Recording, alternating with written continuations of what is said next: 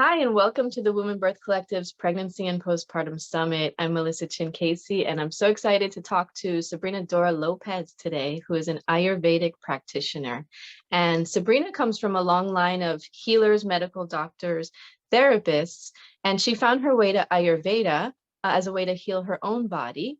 She experienced some eating disorders and some bulimia and kind of exhausted her way through the medical Western approach and found her way to Ayurveda, which helped her heal not just her body, but her mind, her spirit, and her nervous system. So she now helps other people to heal using her love for food and her love for lifestyle and her love for people and humanity to kind of serve the world's needs. So we're so excited to talk to you. Thank you for being here. Thanks, Mel, for inviting me. Yeah. Yeah. Do you want to start maybe with a little bit about your story of how you got into Ayurveda? Sure, yeah. I mean, exactly what you shared in the bio. Ayurveda came to me really. I think it was a meeting of just where my heart was seeking for something different. I actually discovered Ayurveda through my mom, who, you know, my mom was a Western trained therapist, and I don't think she ever wanted to, do anything quote unquote natural, but her own therapist recommended that she take her daughter to an Ayurvedic retreat one summer. So she took me there, and I fell in love with this approach about connecting to the natural biorhythms, connecting to your body, connecting to what actually feels good. And a lot of the things that I was looking for were just things that felt better. I definitely struggled with food for a long time as a teenager. So Ayurveda was a way for me to start to tune into what actually felt good inside of my own body and in my own skin. So I'm grateful for my mom, for introducing me to Ayurveda without actually intentioning to. And the path has been fairly fresh and new. I started practicing Ayurveda only a year ago, but it's been a really for anybody that falls in love with this practice, it's a lifelong journey from previous lives and then future lives. So if you want, I can share a little bit about what Ayurveda actually is for those who aren't familiar. Ayurveda is basically this universe of different medical systems. It's a medical system from India. There's everything from obstetrics to astrology within the kind of scope of Ayurveda. It's a holistic system of healing. And one of the areas that I have been training in the last year that I've fallen madly in love with is also the postpartum care for women. That Ayurveda, being an ancient system from India, has a lot of wisdom, similar to how traditional Chinese medicine says a lot about how to care for the mother and why. Why does Ayurveda and traditional Chinese medicine have these systems to care for the mom? And what I've been discovering is that if we don't actually provide care and support for mom after giving birth, that will have a ripple effect, not just on mom's health, but on her children's health, her community's health. So part of the vision of bringing back these ancient systems, ancient medical systems, is to rewire a new community, a new consciousness for humanity. Because if we can care for mom, really truly care for mom as in this sacred window, then this is also part of the vision of Ayurveda, we can set into motion 40 years of beautiful, harmonious health, and we can rejuvenate mom. So it's we can restructure and change her patterns and set new ones if we really care for mom right after birth. The same goes for if we don't. Hmm. There's also an understanding that if we don't take the time to rest and rejuvenate postpartum, then disease and disharmony can be planted for the next 40 years of your life. So Hmm. it goes both ways. Yeah. Yeah, thank you for saying that. I've heard so many people speak on postpartum and their cultural traditions postpartum, and it really is something that it's placed a lot of importance on in different cultures. I've Yeah. never heard anyone phrase it the way that you have, where um, if we can take care of the mom, then we can have a future community that's even better. And it just goes to show how important, how central the mother is in in the world, and what she does in the world, and the work that we do in the world. Yeah, yeah, absolutely. Yeah. So it's like it's super key within the vision of Ayurveda, and also I think any traditional system of healing, that we honor the needs of mom. Because if we honor the needs of mom postpartum, then we're honoring the needs of the baby. So if we're doing that, then we're setting a new frequency, a new tone for the future generations. So yeah, yeah. And I wanted to say, Ayurveda has, Ayurveda, the vocabulary is in Sanskrit, an ancient language of India, and it's a beautiful, beautiful language. Everything means something in Ayurveda. So the postpartum, it's in the West is associated with depression, right? In Uh-huh. Ayurveda, it's actually referred to as Kaya Kalpa Sutika. And these words mean Kaya Kalpa means body time. So it's the Kaya's time and Kalpa is body. Uh-huh. And Sutika is anyone who's in a state of transition. So from one reality to the next. So this happens, these transitions at birth, at death, menopause, a woman's first bleed. There are these like liminal times where you transition from one reality to the next. So Kaya Kalpa Sutika is also incorporates postpartum period. You're transitioning from one reality to the next reality. And during these times, a woman is very vulnerable and is very open and exposed. So it's key to protect, to nourish, um, to ground during these times.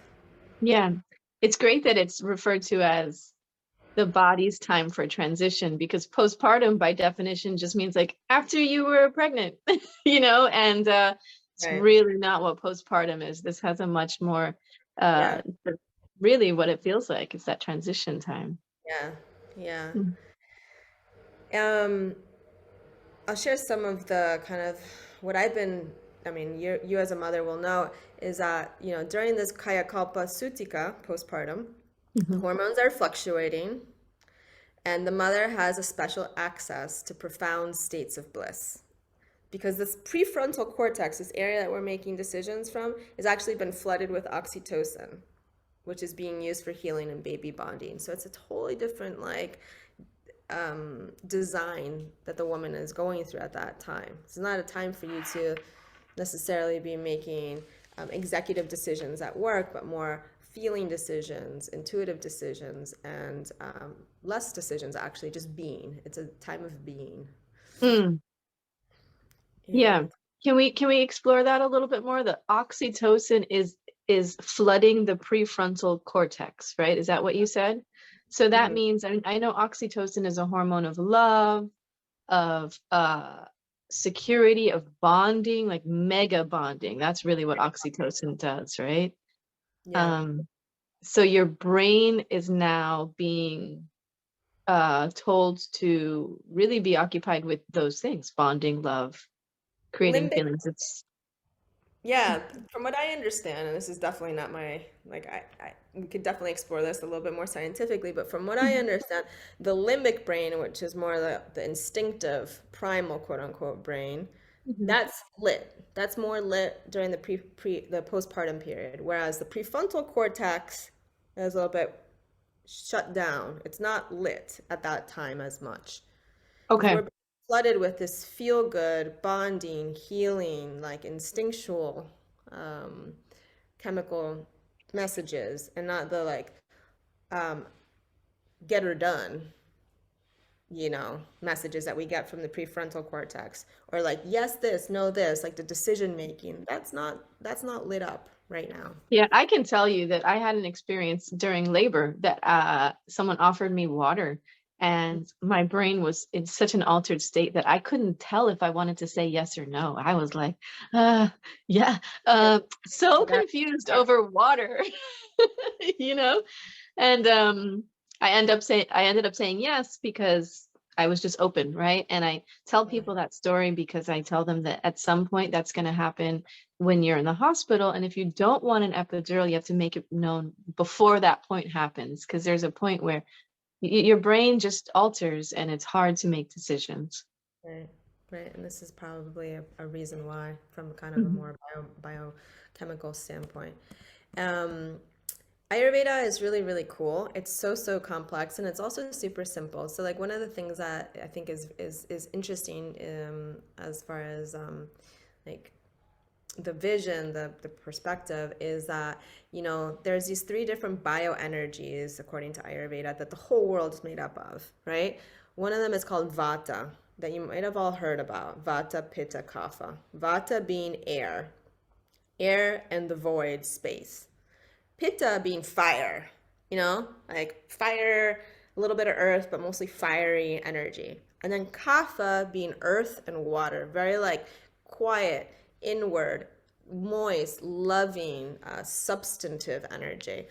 And during postpartum, Vata, that kind of like ethereal openness, the void energy, that goes way up because mom Mhm. had baby inside before, now baby's outside. There's a whole space of fullness that's no longer full. So that energy of like lift off is definitely lifted off, the vata Mhm. energy. So it's very simple. Like the approach for anyone, it doesn't have to be a trained practitioner or a doula, but anyone that wants to support a mother postpartum wants to just think in these terms of like, how can I bring back like grounded, warm, moist energies for mom, because vata, that airy space thing, space energy, really dries things out. So and like deteriorates the energy. So like that's why you're tired. That's why generally there's a lot of constipation after a birth. So you want to incorporate generally, in like very general terms, a lot of moisture through hot baths, um, fats through ghee, and warmth through like blankets, um, just warmth in general, Mhm. keeping like a mother warm after giving birth. Yeah, most of the practices that I've interviewed about, nothing is eaten cold. Nothing is easy. Even room temperature, it's not even really, it's all warm, warm teas, warm foods, warm broths, warm soups, Yeah. things like that. What do you remember what you ate postpartum and what you were maybe craving or not craving right after giving birth? Well, I had 3 babies, and my Yeah. first one, I'm Chinese, so my grandmother made me all this soup and told me, not to wash my hair and things like that, and I was, like, not into it. And I suffered for it. I do feel a difference. I feel like I was a little bit more depleted, even though it was my first baby and I had more vitality in general to lose, to share. I Mhm. felt like I lost a lot of it. I got hives. I felt cold a lot of the time. And so with my second baby, I recovered some of the Chinese postpartum practices and I did everything warm. I wore socks. They say to cover your neck, to the back of your neck, and not Yeah. allow drafts to come into the room. And that air, cold air, and that the vata that you were talking about reminded me of like not allowing the cold air to enter Yeah. the room or touch the baby and things like that. Yeah. So you had a lot of warmth. Lots of ginger, Lots of lots of ginger. lots of bone broth, and I wrapped my womb and I wrapped my feet up. Definitely my feet. They always get cold, and I know with I think it's with Chinese medicine, the ankles relate to the pelvis. So I would Okay. always keep socks on my ankles, up to my ankles at least. Uh-huh. Yeah. And as far as your third birth, do you remember what you wanted to eat or what you ate after your third birth? Yeah, the third birth, I don't remember the foods specifically, but I did the 40 kept really warm. I definitely bound myself. I felt like my body needed more support, so I wrapped my body in the long cloth. I did Uh-huh. that a lot. And the food, lots of ginger. I remember everything had ginger this time, and that continued for a whole year. I didn't want to eat anything without ginger, maybe even 2 years. Yeah. And you Everything had, had cinnamon, everything had ginger. yeah, cinnamon. fennel, basil, clove, fenugreek, black pepper, cumin, cardamom. These are all really warming spices that anyone can incorporate into their foods. Mm, And have family or friends make foods with these warming spices. But ginger is the classic one, it's the easiest one. Yeah, there's a term called mother roasting that's like, keeping the feet warm, scarves, hot water bottles on the kidneys can be really nice. Gifting robes, like having a really nice warm robe, um, wool in general, hot baths, just warmth, big focus on warmth. And one of the things about Ayurveda too that makes it very unique is this obsession with fat. Well, I think Chinese medicine also has an obsession with good, healthy fats. But mhm. in Ayurveda, the word for fat or or putting fat on your skin or oleating is called, well, fat in general, snehana means like it means saturated in love. It also means oils, and this is one of the biggest parts of postpartum care is to stay well lubricated, both from like food, dietarily, skin food, so through self massage, and then also there's bastis. These are enemas that people can do rectally and also add fat into the inner tissues of the body. But dietarily and also skin wise, these are two ways to keep the body super well lubricated postpartum. So just, pass the ghee.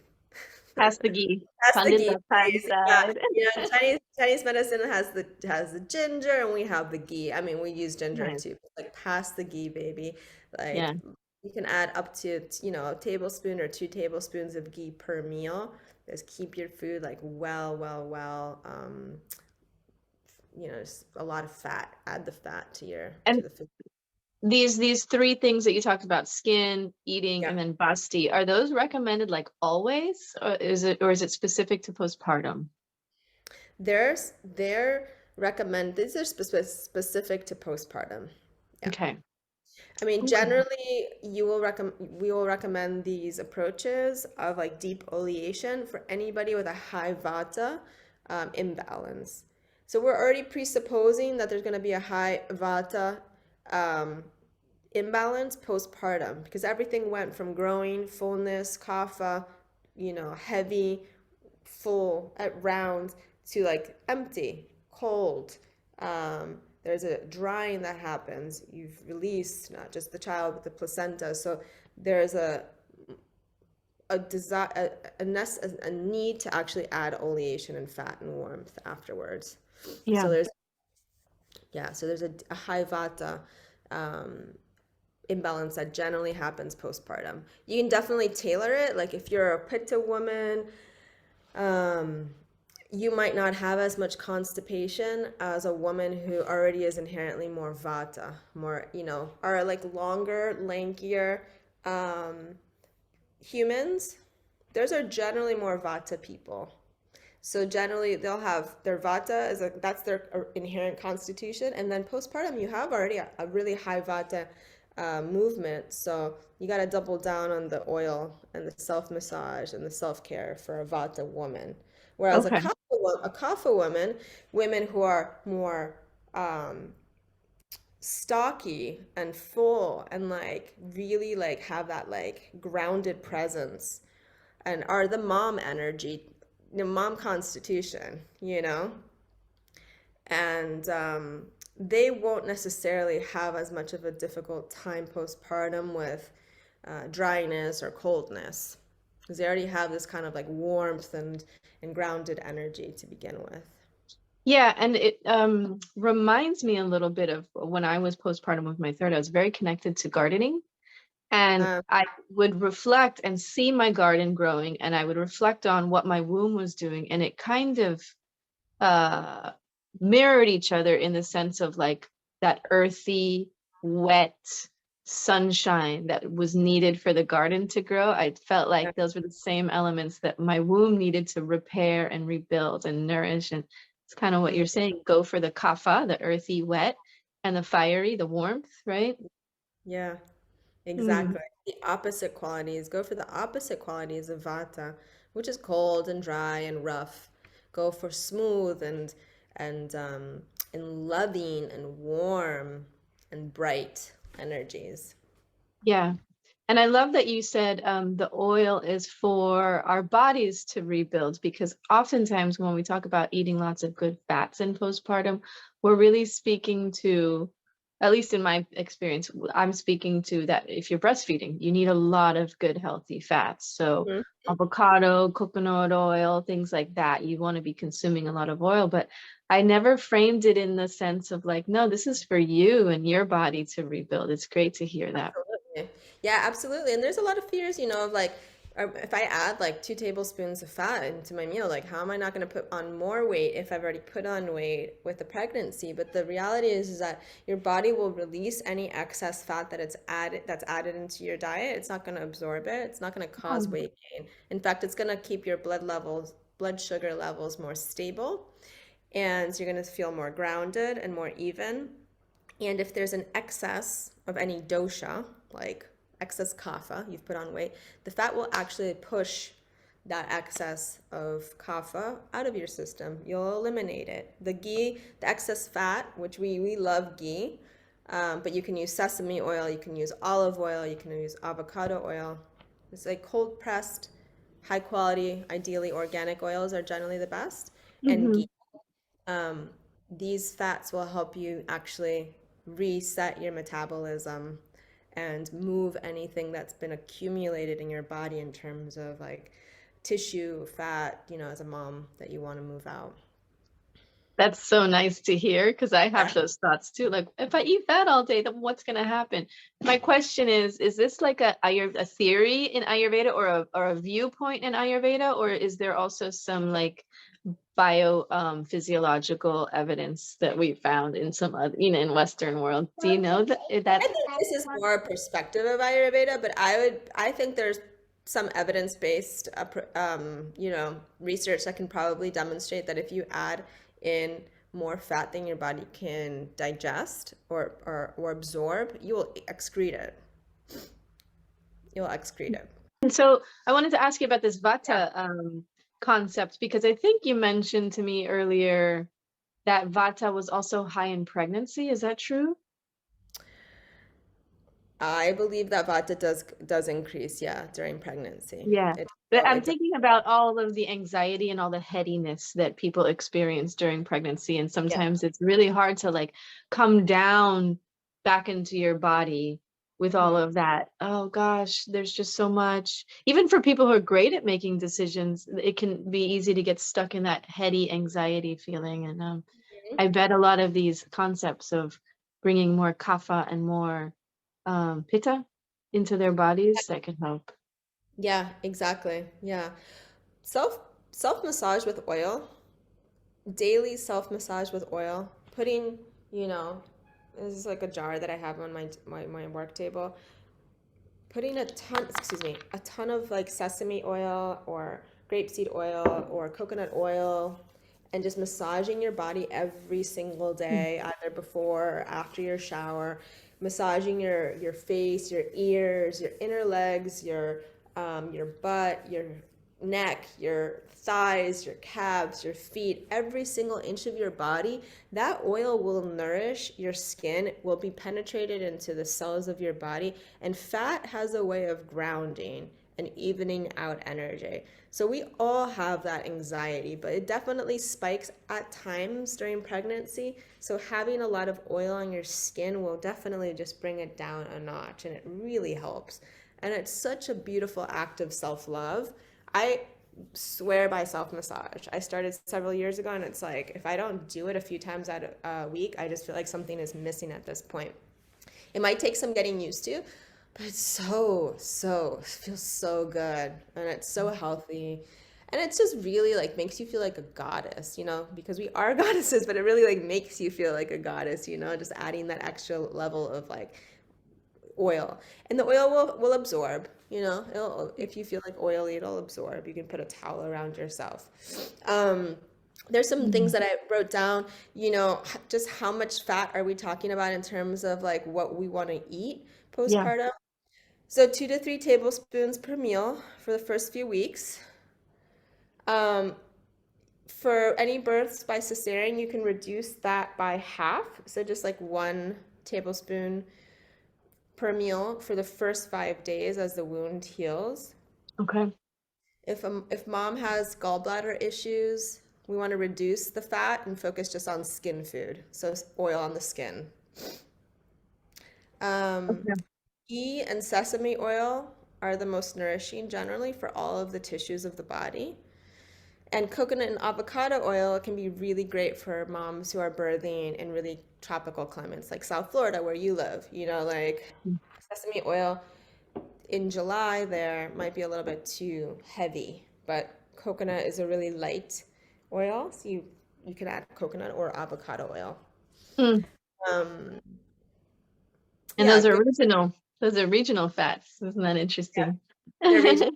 Yeah, that or avocado oil. Yeah. Yeah. Mm, some other notes I have.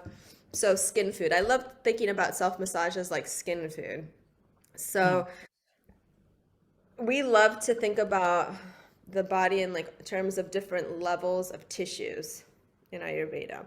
So fat really penetrates to one of the bottom layers where the cells become are being created, and it's very nourishing for the cells. And applying warm oil, you can like just warm this up and put this bottle in a little pot with some water and just on low heat warm up the actual bottle itself. So the oil is a little bit warmer when you put it on. It's closer to room temperature, and that's a nice thing to do. Um, Adding the oil, especially warm, stimulates the neurotransmitters and helps bring down your cortisol levels. That's what we were talking about, like bringing vata down and just reducing anxiety. It nourishes the neurotransmitters and it reduces cortisol, and then you go more into rest and digest mode. Right. That's huge. That Um, is huge. That is huge. And it's good to have a embodiment practice to be able to bring down that nervous system that's yeah, getting really, really agitated or heightened. There's one yeah, that I want to share because I think it's such a good one. And we interview a mental health therapist, and she's the one who taught me this, but it's so simple and it's so good. I just want to share it just in case someone isn't watching that one. But she says it's called butterfly kisses. You put your thumbs together and you tap one side to the other. And it does something to your brain. It stimulates your left and right parts of your brain, and it brings your nervous system down. So when I get but really anxious, I try to remember that one, and it works. I Yeah. love it. I already feel such a difference. Isn't it great? It's Yeah, great. yeah, Such an easy one. love it. A little And I think that stimulation. yeah, yeah, exactly. Some stimulation. Yeah, I mean, I love this one simple tool that Ayurveda offers, which is this obsession and passion for self-massage and oil and fat in the diet, you know? Hmm. It helps production of milk. It helps tone the body, rebuild your muscles postpartum, and it helps bring cortisol levels down. It makes you feel like you're backing your body a little bit more. So, I mean, the lists can go on, and it's not something that needs to just stop at, 40 days or the year. Like this can be an ongoing practice of self-massage. Yeah. If it feels good, you're doing it right. I don't go into like the minutia of how to do it, but if it feels good, you're doing it right. So, we're talking about the different elements of postpartum care in Ayurveda, and definitely self-massage is on that list. Mhm. Warm foods and warmth in general is on Yep. that list. Yep. Was there anything else that we touched on that I'm not remembering? Bless you. Warmth and fats. That's what we focused on today. Warmth and Yeah. fats. Okay, Yeah. so Warmth and fats. Yeah. I that's would say something that we can all bring into the postpartum very simply. absolutely. Warmth and fats. Exactly. Excellent. Especially for depletion, for anxiety, for postpartum. These are excellent, excellent things to focus on. Warmth and fats. Yeah, Healthy and fat. you gave us a great list of herbs. Um, I didn't know about the basil. I didn't know basil was warming. That's great to know. And now I can add that into lots of things. Yeah. Yeah, basil's very warming. Okay.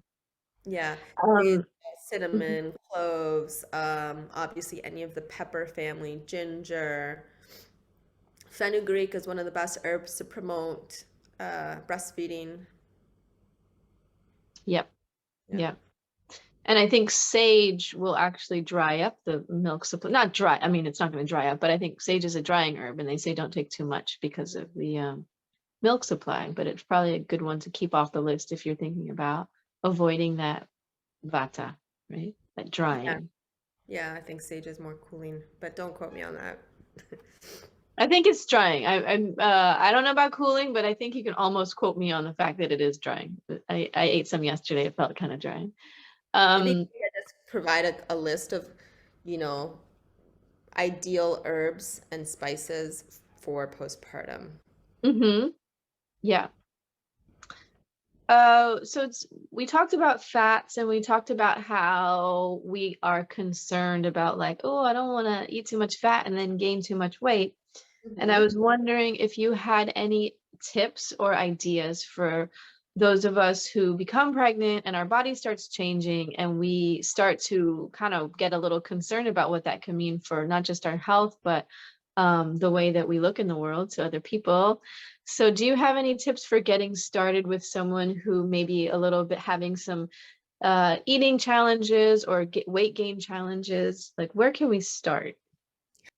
Um, or accepting of I think it's what I nourishing yourself, really nourishing yourself while you're pregnant, and understanding that your nourishment needs are changing. Um, and from what maybe I just Yeah, from the little that I can say on this topic just yet, I feel like this is definitely a topic I would love to begin to speak to you on more. But the Mhm. little I can say at this point is that I think it's pretty understood, at least through like professionals who work in this space, that anything that needs to be looked at in a woman's life during pregnancy will come back around. Anything that's not been quote unquote resolved, or anything that's been ongoing in your life, any traumas, things will come back up and want to be looked at. Mm. The pregnancy may trigger some of these, um, some of these chapters of your life. And for a lot of women, we have at some point or another, not everyone, but often had a complicated relationship with food or with our body image. And so, of course, naturally, our body is changing in a way that for first time birthers, we've never gone through before. So, it's a deep time of accepting and surrendering from moms that I've spoken to who have gone through pregnancy and birth, of like just deep, deep surrendering to that. And hopefully of rewiring your relationship to your body, because your body will never be the same after your first birth. So it is a deep, uh, what's the word?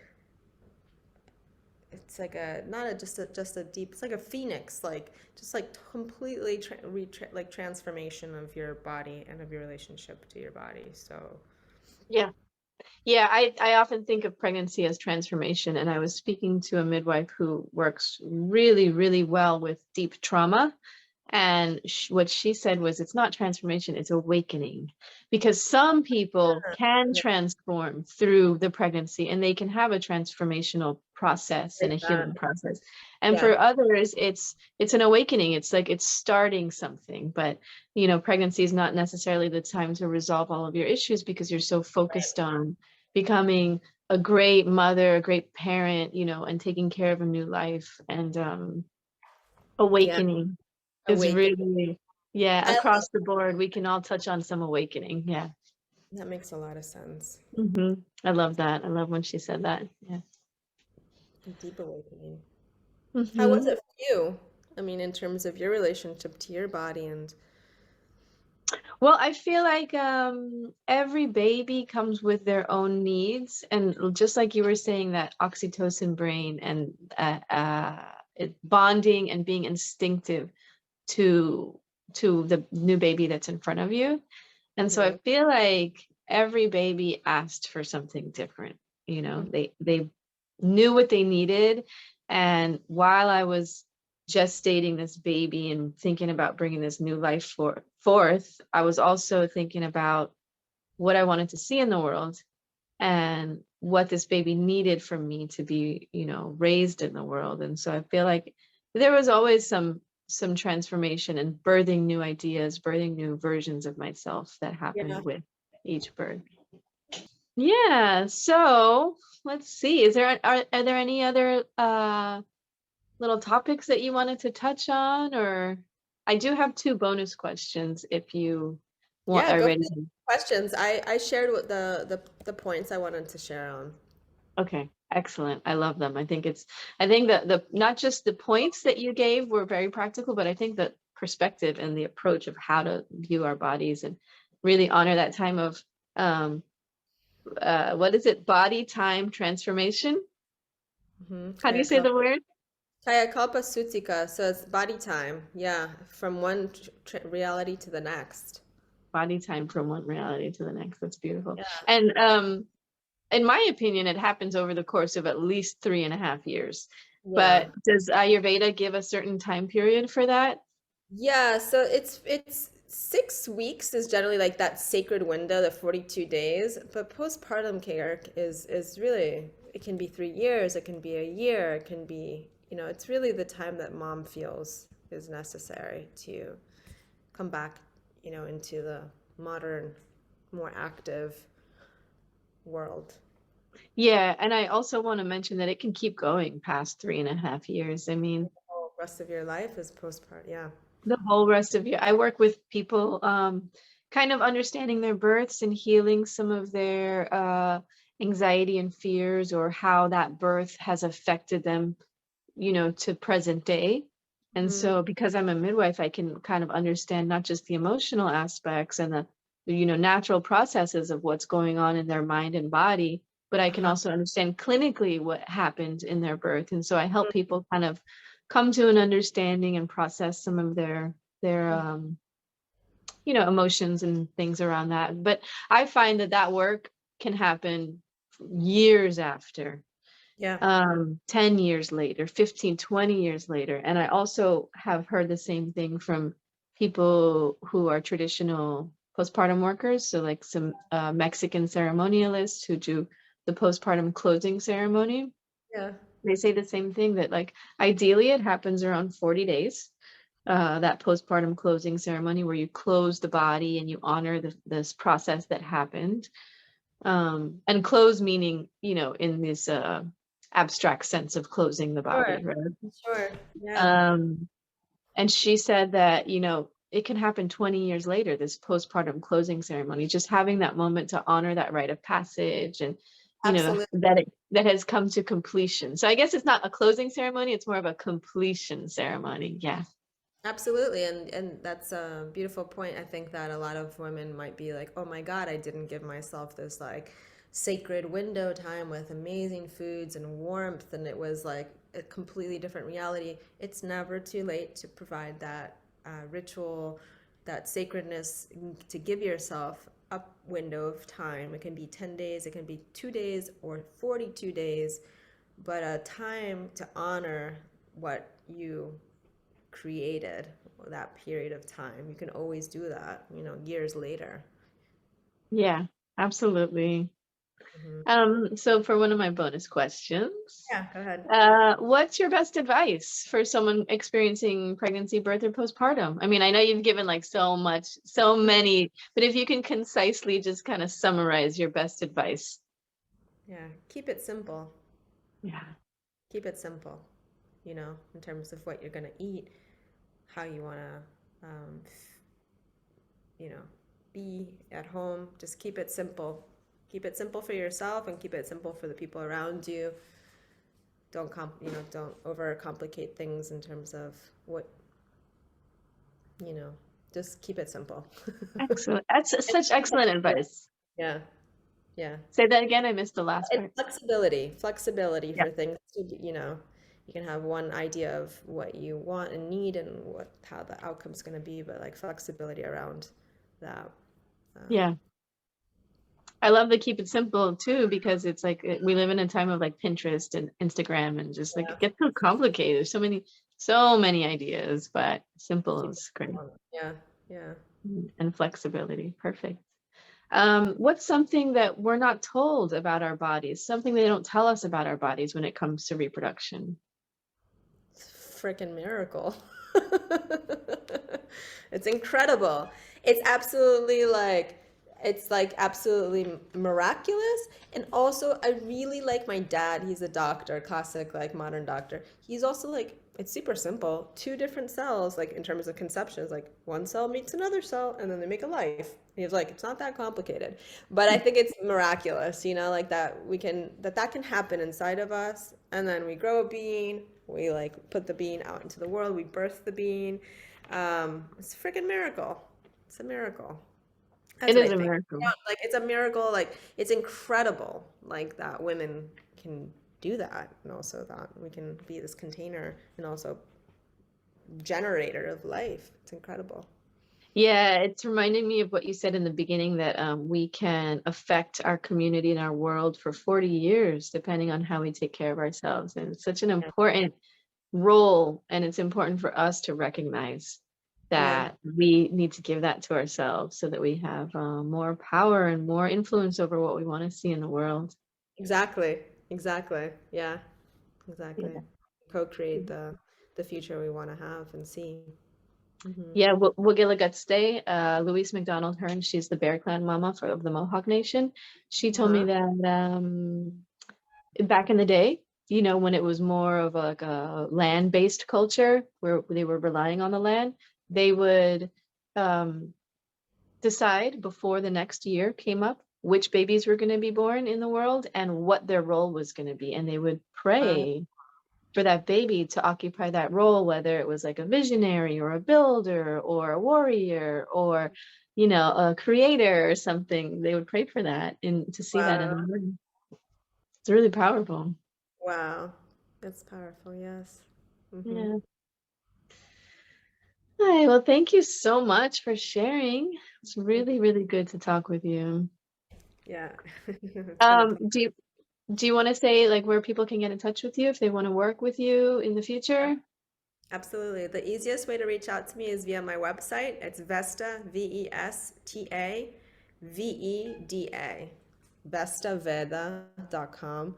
And there you can find out more about my services. I'm also on Instagram, Vesta, Vestadea on Instagram. But my website, reach out. You can just write me there, and we'll work together, to find the specific path for yourself, towards becoming a mom. I think every single path is unique. And that's one of the visions that Ayurveda also has, is this very individualized approach to health. Yeah, and I want to give a little testament to your work because I was expecting Mm. it to be a lot of like herbal protocols and food protocols, and I was just expecting to kind of like, get some practical ways to implement more health and nourishment into my life, which, is part of Ayurveda. But in addition, you give this support of lifestyle support. And so it was like a lot of deep listening, Mm. a lot of like really plugging into what my desires and my motivations and my goals were, and then helping me to achieve them by, giving your lifestyle tips or coaching, your empathy, and then motivation. So it's not just like a recipe or menu of things that I'm supposed to do on my own. It was like really supportive. Yeah. Yeah. And if you want the recipes and the food and the diet stuff, we get there. But yeah, Yeah. thanks. I mean, it's definitely life is so much more complex than following the one script for like this is what this is, do this, this, this. No, it's like everybody's life is different. So we definitely try to incorporate all of the factors going on in your life, and everybody is 100% different from the other person. Yeah. It's such a woman's way, a feminine way of approaching healing, like working together with somebody. Mhm. Yeah. Yeah. Well, Sabrina, thank you so much again. And we will see you soon. I hope this was great and valuable to whoever is watching. Yeah. Huge hug.